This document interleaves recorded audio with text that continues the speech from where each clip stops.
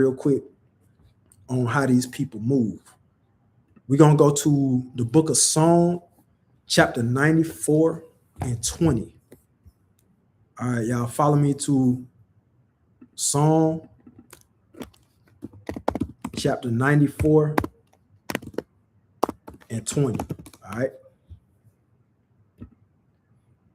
So it says, shall the throne of iniquity have fellowship with thee? Shall the throne of iniquity have fellowship with thee, which frameth mischief by law? These people frame mischief by law. They create these laws, right? They create these laws in order for themselves to have wiggle room to get out of it later. You've seen it plenty of times. You've seen it with COVID-19. You've seen it with 9/11. You've seen it over and over and over again. They create laws in order to wiggle their way out so that they can say that, you know, they're the heroes, or they figured out a way around the solution, and they caused the problem. But at the same time, they so way ahead of the game that they already got a solution to make you think that the problem came from somewhere else, and then they had a solution, right? So let's look at how they got us through slavery. There isn't a single U.S. law prohibiting reparations, and I'm just giving you an example with reparations right now, or name changes for descendants of slavery. But existing laws and constitutional interpretations often make widespread, federally mandated reparations difficult. So this is why we can't get reparations, because it's a lot of laws and constitutional interpretations that hinder us from properly getting what we want and what we deserve through our ancestors and our descendants that went through pure hell in this place. You know what I'm saying?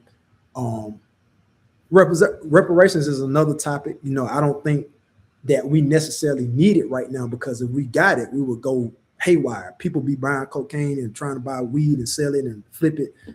We ain't mentally prepared for reparations right now. That's why I'm using this as an example. You see what I'm saying? So just know that when you look at the Japanese, right, they got reparations and an apology for what happened in World War II. And when you look at the the country of Japan, they're flourishing. They leading in technology products and stuff like that. They're leading in certain things, in certain areas. You feel what I'm saying? So they're a nation of people that have recovered from what happened in their war. In our war, we haven't recovered from that. We're still actually prisoners of war, believe it or not. You know what I'm saying? So look at the Mexicans. Esau, they did a lot of damage to the so-called Mexicans, our brothers and sisters from Northern Kingdom. Now, remember the Mexican-Spanish War that was in the 1800s. Mexico got its independence from Spain.